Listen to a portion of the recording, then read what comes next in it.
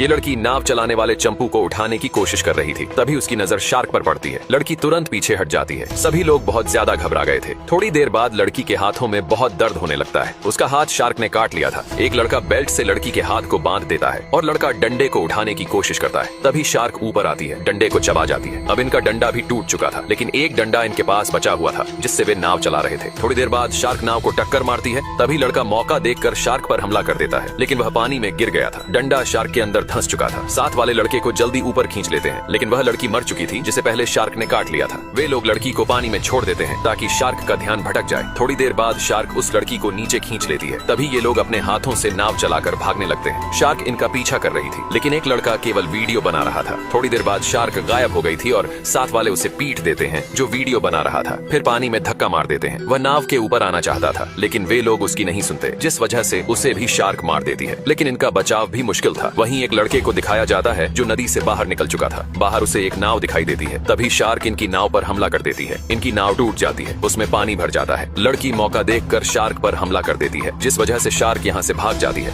अब वही लड़का नाव लेकर आ रहा था। ये लोग उसे देखकर बहुत खुश हो रहे थे, लेकिन यह लड़का उनको नाव में बैठाने से मना कर देता है क्योंकि उन्होंने उसके दोस्त को मार दिया था। ये लोग उससे माफी मांगते हैं। यह एहसास दिलाते हैं कि उनसे गलती हो गई थी, जिस वजह से लड़का मान जाता है। वह एक रस्सी फेंकता है। वे लोग रस्सी पकड़कर अपनी टूटी नाव में बांध देते हैं। तभी शार्क इस लड़के पर हमला कर देती है। लड़का नीचे गिर जाता है। रस्सी उसके गले में फंस जाती है। नाव घूमने से लड़के का गला घुट जाता है और वह मर जाता है। अब ये लोग यहाँ बुरी तरह फंस चुके थे। एक व्यक्ति ने विस्फोटक सामग्री को पतली चादरों में दबाया, उन्हें च्युइंग गम की तरह काटा और टिन की पन्नी में लपेट दिया ताकि वे असली गम जैसे दिखें। फिर उसने एक सिगरेट ली, उसमें एक डेटोनेटर वायर डाला, खास निशान लगाया और उसमें एक छोटा ट्रैकर छिपा दिया। साथ ही उसने शार्क से बचाव वाली क्रीम एक गोल डिब्बे में भर ली। इसके बाद वह एक वांछित अपराधी को खोजता है जिसकी शक्ल उससे मिलती जुलती थी। वह अपने चेहरे को उस अपराधी के जैसा बना लेता है। फिर वह जानबूझकर सड़क पर जाकर पुलिस को उकसाता है। जब पुलिस उसे जमीन पर झुकाकर पकड़ती है, तब वह अपनी नकली पहचान उजागर करता है। उसे एक समुद्री द्वीप पर स्थित जेल में भेज दिया जाता है। जांच के दौरान एक गार्ड उसके चेहरे पर बने टैटू देखकर कुछ संदेह नहीं करता। सिगरेट और च्युइंग गम की भी जांच होती है, लेकिन कुछ संदिग्ध नहीं मिलता, इसलिए उसे उसका सामान लौटा दिया जाता है। जेल के अंदर वह अपने लक्ष्य को पहचान लेता है जिसे वह मारना चाहता है, लेकिन उस व्यक्ति की सुरक्षा में हमेशा अंगरक्षक रहते हैं और वह नियमित रूप से व्यायाम करता है। एक अन्य कैदी उसे बताता है कि कोई और भी उसे मारना चाहता है। वह देखता है कि एक खंजर गुप्त रूप से कैदियों के बीच घूम रहा है। उसे याद आता है कि वह खंजर एक मोटे आदमी के पास है। खाने के समय वह जानबूझकर झगड़ा करता है और उसी दौरान उस मोटे कैदी से खंजर चुरा लेता है। एक दिन जब लक्ष्य व्यायाम कर रहा होता है, तभी एक व्यक्ति अचानक दौड़कर उस पर हमला करने की कोशिश करता है। ये देखकर वह तुरंत अपना खंजर फेंककर लक्ष्य की जान बचा लेता है। उसकी इस मदद से खुश होकर वह व्यक्ति उसे अपने कमरे में खाने पर बुलाता है। जेल के गार्ड उसे उसके कमरे तक ले जाते हैं। कमरे में वह देखता है कि वह व्यक्ति जड़ी बूटियों से एक स्वास्थ्य टॉनिक तैयार कर रहा है।